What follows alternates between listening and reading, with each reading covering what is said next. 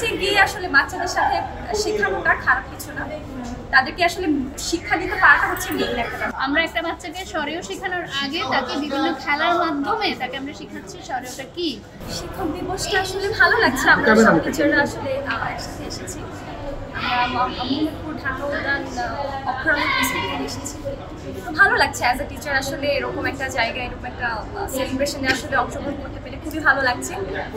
তো এই সব টিচাররা এসে আসলে খুব সব টিচারদের সাথে দেখা হয়েছে, ঢাকার বিভিন্ন প্রান্ত থেকে সারা বাংলাদেশের বিভিন্ন জায়গা থেকে আসলে সব টিচাররা এসেছে, তো খুবই ভালো লাগছে। আমি এই ডেটা আসলে মনে রাখবো সবসময়, প্রতি বছর এরকম একটা টিচার্স ডে আসলে থাকা উচিত, এরকম একটা সেলিব্রেশন হওয়া উচিত। এখনের ব্যাপারটা যেটা হয়েছে জেনারেশন গ্যাপ বা জেনারেশনের চেঞ্জেস যেটা আসলে আমরা এখন ফেস করছি, আগের বাচ্চারা কিন্তু আসলে ফোনের প্রতি খুব একটা অ্যাডিক্টেড ছিল না, তারা আসলে যেভাবে ন্যাচারাল ওয়েতে বড় হয়েছে এখনকার বাচ্চাদের কিন্তু মেন্টাল ডেভেলপমেন্টের যে ব্যাপারটা এটা কিন্তু খুবই থেমে আছে, মানে আস্তে আস্তে গ্রো হচ্ছে। আমরা যেমন প্রি স্কুলের বাচ্চাদেরকে নিয়ে কাজ করছি, তো আমাদের বাচ্চাদের বেশিরভাগ বাচ্চাদেরকে নিয়ে আমরা যে প্রবলেমটা ফেস করি সেটা হচ্ছে ওদের স্পিচ ডিলে, ওদের দেরিতে কথা বলা, ওদের মেন্টাল ডেভেলপমেন্ট দেরিতে গ্রো হওয়া।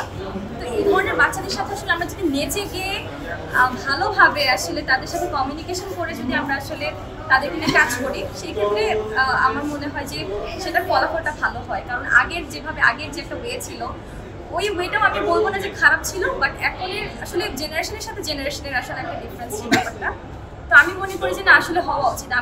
আমাদের বাচ্চাদের সাথে যদি আমাদের হার্ট টু হার্ট কানেকশন না থাকে, তাহলে আমরা আসলে মনে হয় বাচ্চাদেরকে কিছু শেখাতে পারবো না। তো সেই জায়গা থেকে, সেই দৃষ্টিকোণ থেকে আমি বলবো যে নেচে গিয়ে আসলে বাচ্চাদের সাথে শেখানোটা খারাপ কিছু না, তাদেরকে আসলে শিক্ষা দিতে পারাটা হচ্ছে মেইন একটা ব্যাপার। বাট আমরা বাচ্চাদেরকে আসলে ক্রাফটিং, তারপরে বাচ্চাদের সাথে যেভাবে যে ওয়েতে আমরা রাইমস বাচ্চাদের সাথে পড়ি বা বাচ্চাদেরকে আমাদের টিচিং লেসন্সটা যেভাবে হয় ওভাবে আমরা ট্রাই করছি বাচ্চাদের মেন্টাল ডেভেলপমেন্টটা ভালো করার। এই তো ওরকম নাচ গানের এখনো হয়নি।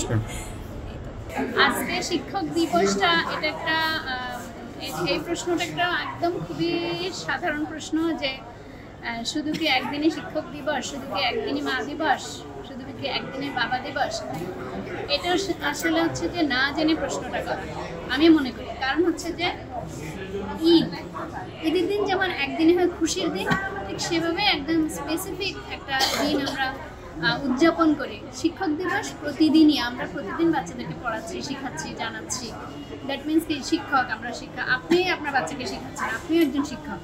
কিন্তু দিবস পালন করে আমরা আসলে উৎসব হিসেবে ঈদের খুশির মতো করে আমরা পালন করার জন্য আসি। আমার বাবা টিচার, আমার চাচা টিচার, তো আমি ওই জায়গা থেকেই হচ্ছে যে আমার বাবার সবচেয়ে ছিল যে আমি টিচার হবো। আমি বাবার ইচ্ছাতেই আমি প্রাইমারি স্কুল পরীক্ষা দিয়েছিলাম, তখন আমি স্টুডেন্ট ছিলাম, আমি তখন ওখানে 5 বছর মতো প্রাইমারি ছিলাম।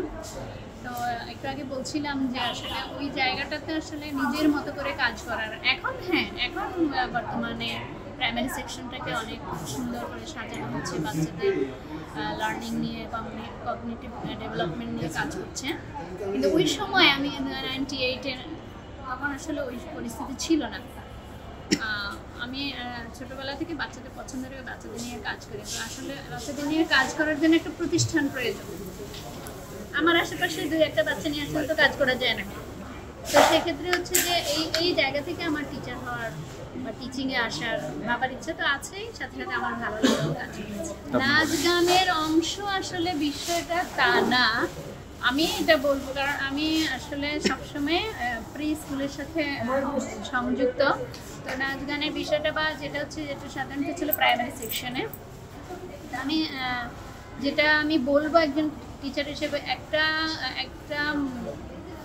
জিনিস যখন মাঠে ছাড়া হয় বা ফিল্ডে নিয়ে আসা হয়, এক্সিকিউশনে দেওয়া হয়, তার আগে অনেক রিসার্চ হয়। আসলে যখন এক্সিকিউশনে দেওয়া হয় তখন এটা হচ্ছে যে বিভিন্ন ধরনের প্রবলেম বের হয়ে আসে।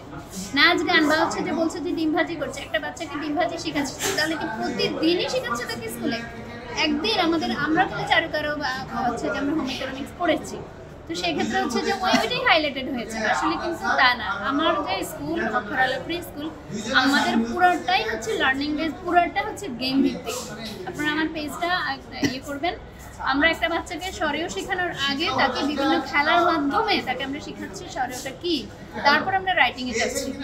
তো সেক্ষেত্রে হচ্ছে যে এখন কেউ যদি এটাকে হাইলাইট করে হ্যাঁ সারাদিন শুধু খেলাধুলা করে, কিন্তু আমি যে একাডেমিক জায়গাটাতে যাব তার আগে তো ওকে আমার প্র্যাকটিক্যাল শেখাতে হবে, প্র্যাকটিক্যাল করে তারপরে যে একাডেমিক। এখনকার বাচ্চারা আসলে আমার ছেলে আছে কোনোভাবে যেন মোবাইলটা সরিয়ে ফেলে কিভাবে যেন ওর হাতে চলে যায়। তো সেই ক্ষেত্রে আমাদের এটা আসলে কেড়ে নেওয়া যাবে না, কেড়ে নিলে কি হবে তারা আরো অ্যাগ্রেসিভ হয়ে যাবে, কারণ এটা এত অ্যাভেলেবেল হয়ে গেছে, এটা ওদের কাছ থেকে না নিয়ে ওদেরকে এইটার মাধ্যমে লার্নিংয়ে ঢোকাতে হবে। হ্যাঁ, যেমন হচ্ছে যে আমার স্কুলে আমি কোনো মনিটর রাখিনি, কিন্তু আমি আমার মোবাইলে ওদের বিভিন্ন ধরনের লার্নিং জিনিসগুলো দেখাই, বাট আমি কেন একটা মনিটর রাখিনি, তখন তারা ডিমান্ড করবে আমাকে ওই চ্যানেল দেখাও, এই চ্যানেল দেখাও। সেক্ষেত্রে দেখা যাচ্ছে মোবাইল টিভি এগুলো হচ্ছে যে নিজের নিয়ন্ত্রণে এনে যদি ব্যবহার করা যায় তাহলে আসলে বাচ্চারা ওই সঠিক পথেই থাকে।